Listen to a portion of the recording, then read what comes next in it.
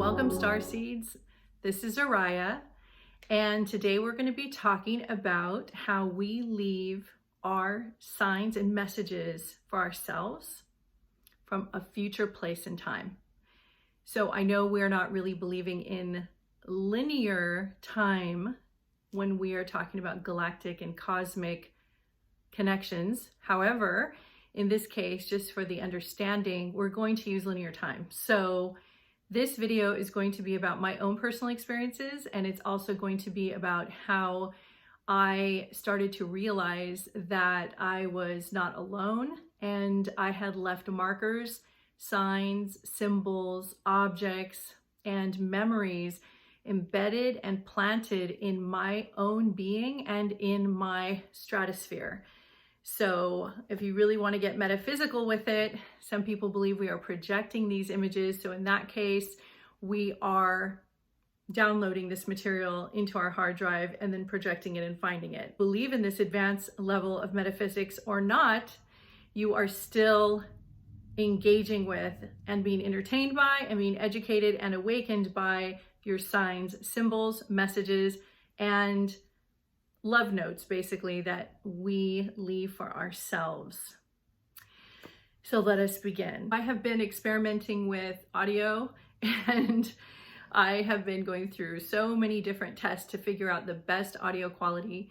And I do have a lot of equipment. I have so much lavaliers and mics like you wouldn't believe. And you know, some of it works with my iPhone, some of it works with my regular Canon camera, some of it works on a laptop, and everything needs the little adjusters and stuff. And so I don't have everything, and I'm not a sound engineer, so it's been a trial and error situation. So today I'm trying out my new Rhodes microphone. It's on a kind of a Bluetooth system, sort of. I'm wired, but anyway, so we're gonna see what happens, and hopefully the audio is better. Okay, so let's dive in. First of all, I'm just gonna jump right ahead and tell you about my personal experiences, because that's where it all started. So somebody told me one time to look out for triple digits and double digits. So this is kind of the beginning of how this all starts. So I'm sure some of you have already started noticing that. So you look at your phone, it's 1111, it's 444, 555, 333, 222. And some of you resonate with some numbers more than others, and you'll see those numbers appear more and more frequently than other numbers. Like I never saw 555. And so it was always 444, 1111, or 222. I even got married on 1111. 11. I got married November 11, 2011. These are really commonplace. A lot of people are starting to understand, and they ask, what is this and what does it mean? Well, it means a lot of things. And I'm going to give you some of my ideas and speculation what I think it means. So one of them is that your angels, your guides, your ascended masters, your teachers are giving you a tap, tap, tap on the shoulder, letting you know that you're not alone, that you're being watched in a good way, and that you are being supported. So that's one way of looking at it. Another way you can see it is that you have messages that you have waiting for you in your inbox, basically. And this is kind of your alert system to let you know that there's more coming, and to keep your eyes wide open, because you're going to start to see more and more unfold. And then those of you that have a connection to particular numbers, those numbers will show up more meaningful at certain specific times. Maybe when you get a certain kind of phone call, or a thought comes into your mind that's really important, something to do with your awakening, and then you look at the phone, or you look at your laptop, your clock, and it says 444, like your numbers. And it stops you in your tracks, and you just realize that this is like a bigger picture than you ever imagined. This is a much bigger picture than you ever imagined. So it's not just your 3D reality as you know it. Like babies, when you're little, you don't know anything. So when you look at items, you just see items. So you see an object, right? So you'll see, like if you're a child or a baby, you'll look at this and you'll say, oh, this is a stick of weeds. Or a stick of dry grass. This is not interesting at all. Maybe I can chew on it. I don't know. It's like a really weird thing. And then as you get more educated, you start to realize, oh, this is sage, and this is for smudging. Oh, this is great. You can light it and go in your room, and it makes it smell good and feels good in here. Then you get more educated and you realize that this is a smudging tool that's used for divinity ceremonies. It's used for cleansing a space, cleansing rooms. It's raising the vibration. It's an activator that's in tune with your own intentions, and it becomes a ceremonial tool and a cleansing tool. And you could use it for rituals, and you can use it for anything. And it helps you feel better. There's so many uses for sage. And then you get more educated and you find out, wow, the shamans and the Native Americans and like the most historical people on the planet have been saging. So this is also a shamanic tool, and this has been used for the centuries, and this is wisdom, and this is passed down, and this is an ancient type of technology, if you will. So you see how it first started out like a bunch of weeds, and then now we're looking at it as a sacred tool that has come through the ages. So you see how upgrading and educating yourself on certain things, you find out more. Now you could say this for many things. And in my group that I'm very happy to host, called United Starseed Connections on Facebook, we work very hard to make sure the integrity of the group stays in place, where we stay very neutral, non-judgmental, and make sure that we don't judge according to light or dark, good or bad, good versus evil, right or wrong, because that form of duality and contrasting beliefs is what's getting us into trouble in the first place, as you notice. So people taking sides, there's wars, people don't agree with each other, and where's the love, where's the oneness? It's just out the window. So we try to maintain that equilibrium, because that's what's going to eventually raise the vibration of the planet and the consciousness of the planet. So I will always use different examples, and I will talk about light and dark because there's different stages of awakening. So you kind of have to understand light and dark first to then eventually get past that and go into oneness. So that's just a starting place. Okay, so let's start with when you go to a location. Now you've been looking at numbers and you've been seeing numbers everywhere. Say now you are in Palm Springs, California. It's the first time you've been there, and you're walking around, and all of a sudden you start getting flashes, and you don't know what they're from, but you start to feel like you've been here before. And you're walking around and you feel some ancient lands, and you feel like maybe there's some Native American energy there. And you start to have these really overwhelming feelings, and you start to, sometimes people get emotional, or they get triggered, or they just sometimes feel very repulsed by a particular area for no apparent reason. You just have this big aversion to this particular area, and you just do not want to be there. Well, when people do past life regression therapy and hypnotherapy sessions, you find out that you have lived in these areas, you have spent time there, and some of those adventures and some of your past lives have been positive and some have been very negative. Like you maybe had a horrible death, or you were persecuted, or something really terrible. So then you start to feel really, really dark energy feelings, like you feel bad.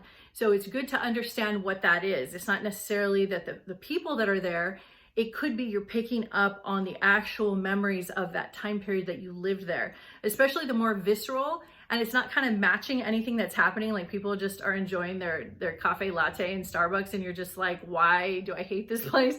And it could be a lot of reasons, but look into that as a possibility, because this has happened to me so many times. One time I was in India and we were driving through this kind of farmland.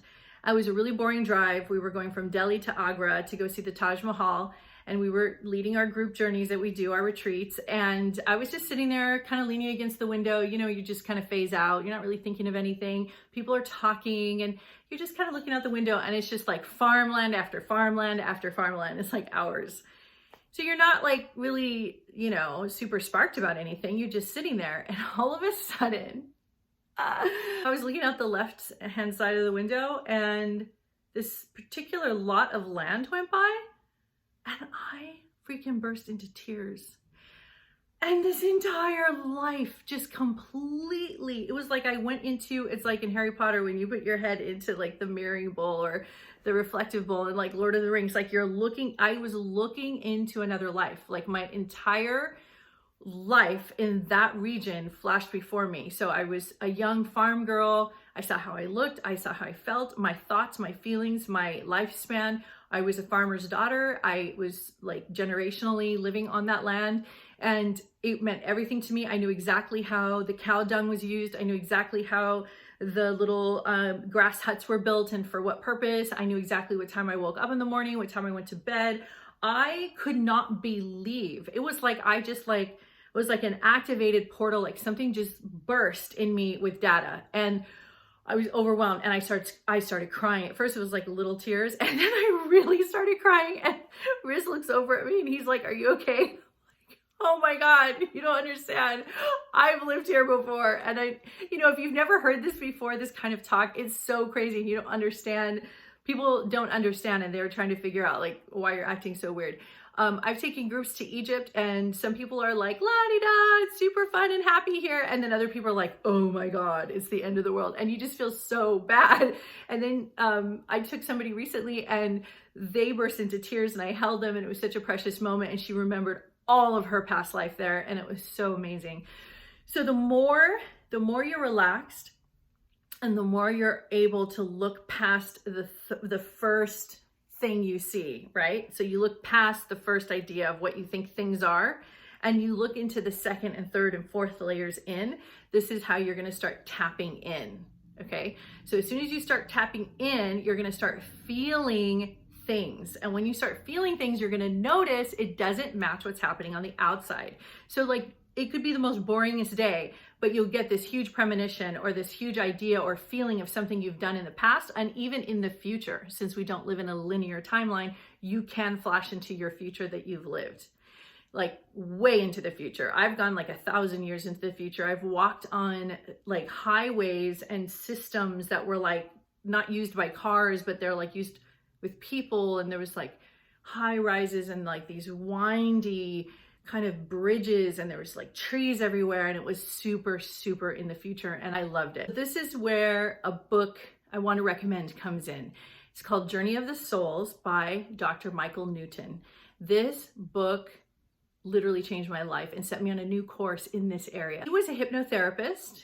I think it was in the 50s, and he was just an innocent hypnotherapist, just doing typical hypnotherapy sessions for his clients who were just experiencing trauma and needed some closure and whatever they were dealing with, just normal stuff. And all of a sudden he started getting these really interesting clients that would come in and start talking about things from the other side, about soul generation, about cellular mutations, about how things come to be, about creation, about classrooms on the other side. And he was so fascinated. He didn't know what was going on. I think at the time he was an atheist. He didn't understand what was happening. So he kept recording these sessions, and then he kept interviewing, like he had a light post or something, and people just kept coming, and he kept getting the same results. And he was getting so baffled by all of these stories. So he asked a lot of his clients if they would be willing to be recorded, and he was going to study and understand this phenomenon. And so he recorded for years and years and years, hundreds and hundreds and hundreds of clients, and they all had similar stories. And these are people that don't know each other from all over the world. And he would hypnotize them, and they would literally tell their story of what we would call life after death or life on the other side. Before they were the person that was laying on the couch, they were another person or another soul, and they would tell stories about their soul life. This was the most fascinating book. I will put a link in the description. You have to read it. They did like an audio file of it. It might be on YouTube. You can check. Journey of the Souls. This opened a lot of doors for me, because when I started reading these accounts, I started realizing the seriousness of this. Some people have stories where they die for a few seconds and then they come back and they tell their story. And a lot of those stories, some of them have religious connotations associated because they're still coming from their belief system. So some of their stories, you see them on YouTube, they talk about what happens when they go through the light tunnel, when they leave their body and they can hover above the operating table and they see themselves. Like, those stories are very common, and we've heard that for a long time, but that's not what I'm talking about. This is totally different. These people are literally 100% not connected to this lifetime. So they are on the other side talking from their alternate version of them. I call it kind of their original self, their operating system. They're the person who runs this avatar, your higher self. So, or your angel self, your cosmic self, your starseed self. So that person starts talking, and that's what he documented. All the stories were similar, and I learned so much. As a matter of fact, I need to go back and learn some more. And being that my husband is a trance channel and a psychic medium, many times I've heard him also recount stories like this from people who have crossed over. And also the guides that come through and talk through my husband, they also have shared information about kind of the way it works, so to speak. So there is a lot of things that we could talk about. That could be another video actually of what happens on the other side. And I get to share with you everything that I've seen and I know and things that I've heard and studied.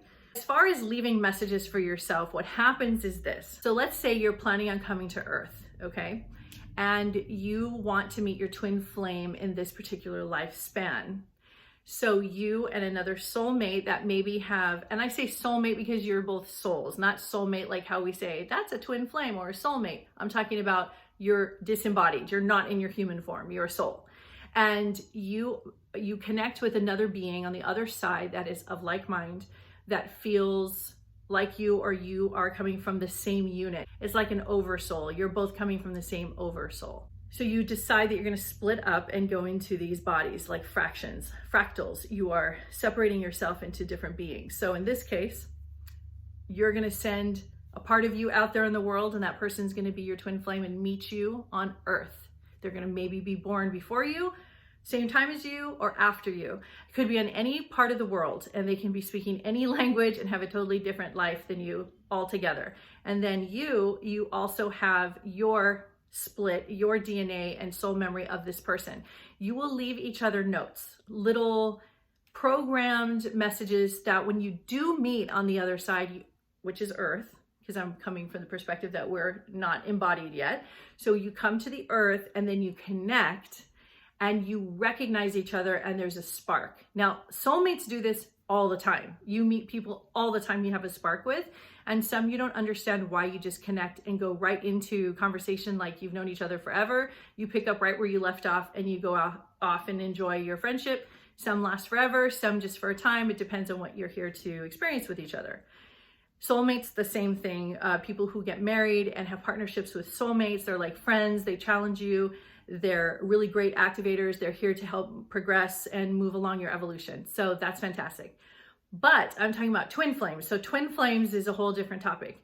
And I have been putting it off to do my twin flame video because it's so extensive and so detailed, and it's going to need so much time and energy to speak about this that I'm just going to do it into little bits and pieces until I'm really ready to have this big video series. So, okay, now you meet your twin flame, but you don't know it's your twin flame, right? So when I first met my twin flame, I didn't know it was my twin flame. But there was a couple things that had happened in our meeting that was unusual. We had certain kinds of dialogue and things that were said that I had never said to anybody else. And there were certain codes in what we were saying that activated me. And I was very suspicious because I was really super jaded and didn't really want to date men at all. And I was so over it. But I was interested in why he knew certain things about me that only I knew. And it wasn't that he was being psychic about me, because I also knew things about him. And that was unusual because I wasn't involved in psychic phenomenon at all. I had no idea about psychic abilities. So it was a very unusual kind of conversation. From that, we had other instances and moments where we talked to each other and shared information, and we started to see a lot of things lining up. For instance, there was a day, we were in India. We go to India a lot. We were in India, and my husband was walking towards me. And at the time, I think we were just still dating. He was walking towards me. He had a maroon shirt on. He had khaki pants. He had a kind of knapsack that was like over, like a travel bag over his shoulder, kind of like a purse. I used to call it a purse. So a man purse, kind of hanging there. And he had these little wire rimmed round glasses. And he was just kind of walking towards me, just casual, like no big deal. And all of a sudden, boom, it was like, I don't even know how to describe it. It was so powerful, the snap of the vision. I remember when I was 12, I distinctly remember laying in bed, and one day I was curious about if I was ever going to get married or have a husband or a partner, and I had my eyes closed and I asked myself or my angels. I didn't know who I was asking. And I just asked, I would love to know who I'm going to marry. So quote unquote, who's my twin flame? And so who am I going to marry? And what does he look like? And I saw this gentleman, he was just standing there, and I'm 12. So he's like 30 something, late 30s. And he was wearing exactly the same outfit. He looked exactly the same everything, exact picture perfect. And he had the glasses and everything. And I remember how weird it was at the time when I saw it, because men back in the early 70s or mid 70s, 80s, didn't really wear those like man purses. And I had never seen that before. And I thought that was really weird when I first saw it. And I was kind of like taken aback at the time. Like I was like, oh, but when I met him, I didn't see it right away until that moment. And in that moment when he was walking towards me, I like slapped my forehead. I was like, are you kidding me? This is the guy I've been looking for, and to match that picture. And not a picture that I conjured up like, oh yeah, I want to marry that guy. No, I was like innocent 12-year-old getting a visual. That's how I saw it. On my husband's side, he said that he had heard a voice when he was younger, and it was a certain particular kind of voice. And it was a woman's voice, but it was very layered, and he had it memorized. He knew exactly what this voice sounded like. See, that's part of the little kind of notes that we leave for each other. And he said in all the partners that he's been with, he was always trying to like match that voice to see if this is the voice, because he knew that voice was his partner for life. And he could never find that voice. So he thought it was maybe something he imagined or something that like from a movie or something, but he knew that it was something that was very advanced, like it was something different. One day, he said there was several times I have, you know, because my voice fluctuates a lot. When I get serious, I get very serious, and then, you know, I get crazy, and then I get loud, and then so there's times when I talk a certain way, probably when I'm talking like really in my higher self, and it activates him immediately. And he's like, there's that voice. There's the voice. Oh my God, that's the voice. And so that's what I'm talking about. So that voice activated him and reminded him that's the one. So those are just a couple examples. Now, those are my personal examples. Now, the beauty of the book that I just mentioned is they talk about how that takes place, how that system works, and how you create these messages for yourself and leave markers. Okay, so imagine there's a video game. Let's say Sims, okay? There's a Sims game, and you're the player, you're the operator. You pick your avatar, and you set up your life, and everything's great. And then you decide to leave little codes and little messages and little presents, like little Easter eggs for yourself to open as your avatar goes through the game. I don't think this is in Sims, but just pretend it was. So that avatar will open up these messages. And when they open the messages, the message reminds them of either who they are, where they are, what they're doing, their relation to time and space, future activity, future events, or past life events. It's like a snap in. You get snapped in, right? Let's go back to the sage illustration. So when you are a baby and you're looking at the sage, you're on a kind of delay in a way of what actually this is. So you're kind of like the sage is over here, you're over here as a baby, and it's gonna take you some time to be able to really fully understand and grasp what this actually does. So I call that being in a delay. And when you're on a delay, it kind of means like some people call it sleepwalking, but it's kind of like you're waking up, you're coming out of a fog, you're like wiping your eyes, you're like opening your eyes and understanding where you are. You see things and objects just like everyone else, but something's changing. You're starting to see more. Some people see halos around things. Not that you need glasses, even though you should probably get that checked, because I used to think I had special abilities because I was seeing sparkles and halos, and it was because I needed glasses. That's not what I'm talking about. I'm talking about that things kind of have a glow. Some people see that, not all things, but some things. Some people start to see auras. Some people are starting to read their pets better. They can go into their worlds and understand them better. I'll give you another example. So you're driving and you're thinking about something random and you don't even know why you're thinking about it. So let's say you're thinking about Abraham Lincoln, okay? So you're just driving along and you're just thinking about Abraham Lincoln, and all of a sudden you look up at a billboard and there's a picture of Abraham Lincoln. That has happened to me so many times. And when it first starts, you really freak out. And then you start getting used to it because you're realizing, why do I know this? And how come I know in advance? So imagine fast forward a couple years, and let's say you're constantly seeing things like that and you're realizing it correlates to your thoughts. So before long, you start feeling like you're coming into a new dimension. You're starting to awaken into a new stratosphere where you can actually see things and feel things differently than you did before, where you thought you were so awake and you knew where everything was and what everything was. You start to go into the next stages of understanding symbols and messages and markers, leave behind for yourself, like in the Sims game. Oh, you following me so far? It's kind of complex and it's a very interesting thing, but you have to learn it from the beginning. It's always important. Some people like to jump right into it. They're like, yes, you can keep studying until you get all the way to the alien agendas and find out who's really running the earth. And then you'll find out who created the planet and the reptilians. Yeah, it's really exciting, but it's super distracting because you get so caught up in like how doom and gloom is everywhere and we're going to all die and we're brainwashed and we're all robots. And then just like everything is just hell and goes to shit. And so you can enjoy that life. Or if you would like to have a better quality life, you could understand and learn those things, but also keep in mind your personal experience when you get up in the morning, brush your teeth, go to the bathroom, make your coffee or your tea, go make your breakfast or go work out or go to work or whatever you have to do, take care of your kids. That is real life. That is you. So most people think that's boring and mundane and not magical at all. Well, that's because you're not seeing it from your new lenses, your new eyes. When you literally start paying attention to these signs and symbols, it's an activator. They're like little portals, okay? So it starts opening your mind to the possibility there could be other things, because why are so many things correlating, aligning, and connecting? Why do you have so many things that are symbiotic? Why did you and your best friend just say the same thing at the same time, like you're in sync? But then why did you say the same thing the same time when the person on TV said it? Then it starts to get weird, right? So you'll say, that was really exciting yesterday. You'll say that to someone you're sitting next to while you're watching TV, and the person on TV at the exact same moment says, that was really exciting what happened yesterday, wasn't it? And you're like, it's like stereo, it's audio, and everyone stops and looks at you and you're like, I don't know why that just happened. That has happened to me in movies, television, that's happened to me in real life with people. It's called syncing up. So that means you are now getting more and more present. You're getting more and more in tune to the present moment. You're really paying attention.